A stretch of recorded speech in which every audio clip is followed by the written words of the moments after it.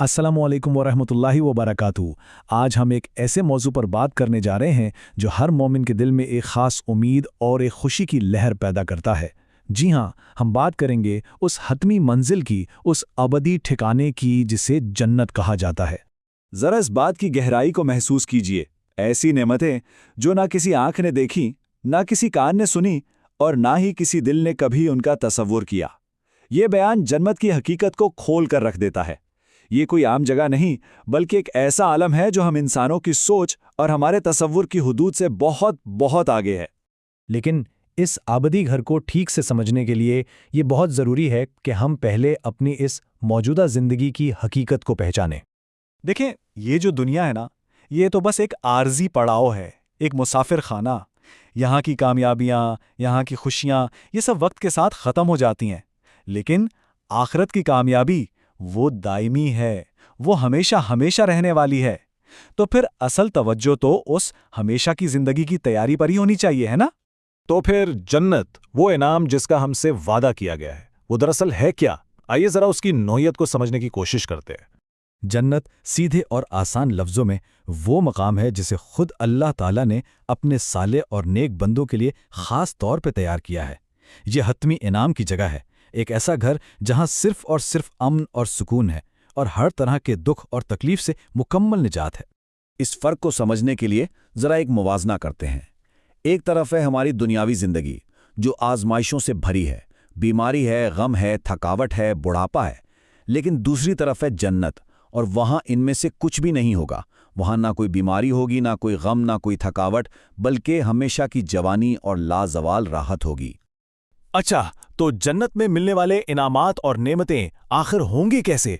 कुरान और हदीस हमें इनकी एक झलक तो दिखाते हैं, लेकिन याद रखिए, हकीकत हमारे तसव्वुर से कहीं कहीं ज्यादा बुलंद है। जब भी जन्नत का जिक्र आता है ना, तो सबसे पहला ख्याल जो जहन में उभरता है वो ऐसे सरसब्ज और शादाब बागात का है जिनके नीचे ठंडी और मीठी नहरें बह रही हैं। ये मंजर ही अपने आप में सुकून और लाजवाल खूबसूरती की एक मुकम्मल तस्वीर है। और सिर्फ बागात ही नहीं, वहाँ शानदार महलात होंगे और ऐसे फल और खाने पीने की चीज़ें होंगी जिनकी खूबसूरती और जिनका जायका दुनिया की किसी भी चीज़ से नहीं मिलता। मतलब हर वो चीज़ वहाँ मुयस्सर होगी जिसकी कोई भी ख्वाहिश करे। ये बात भी जानना बहुत अहम है कि जन्नत बस एक ही जैसी जगह नहीं है, नहीं, बल्कि इसमें मुख्तलिफ दर्जात हैं, अलग अलग लेवल्स हैं। हर शख्स को उसके आमाल के मुताबिक उसका मुकाम मिलेगा। जिसके आमाल जितने अच्छे होंगे उसका दर्जा उतना ही बुलंद होगा। और इन तमाम दर्जात में सबसे आला, सबसे बेहतरीन मुकाम जन्नतुल फिरदौस है। अब ये सब जानने के बाद वो सवाल पैदा होता है जो सबसे अहम है कि इस अब्दी घर में दाखिले का रास्ता क्या है, कौन लोग हैं तो इस अजीम इनाम के मुस्तहिक ठहरेंगे। और वो रास्ता हमें बिल्कुल वाज़े तौर पर बता दिया गया है। इसकी बुनियाद अल्लाह पर सच्चा पुख्ता ईमान और नेक आमाल हैं। नमाज कायम करना, ज़कात अदा करना, रोज़े रखना और ज़िंदगी के हर मामले में अल्लाह की मुकम्मल फरमाबरदारी करना, यही वो आमाल हैं जो इंसान को सीधा जन्नत की तरफ ले जाते हैं। लेकिन इन तमाम बागात, महलों और नेमतों के बावजूद जन्नत का सबसे बड़ा इनाम अभी बाकी है। एक ऐसी कामयाबी जो बाकी तमाम चीज़ों से कहीं बढ़कर है। जन्नत की सबसे बड़ी नेमत और सबसे बड़ी कामयाबी अल्लाह की रिज़ा का मिल जाना है।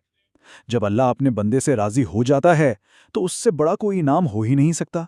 यही असल और हतमी कामयाबी है। तो इस सारी गुफ्तगू के बाद, इस सारी तफसील के बाद आखिर में एक सवाल बचता है, एक ऐसा सवाल जो हम में से हर एक को अपने आप से पूछना चाहिए।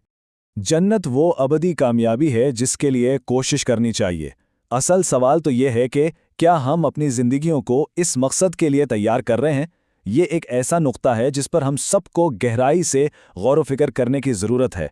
अल्लाह ताला हम सबको जन्नतुल फिरदौस में जगह अता फरमाए। आमीन।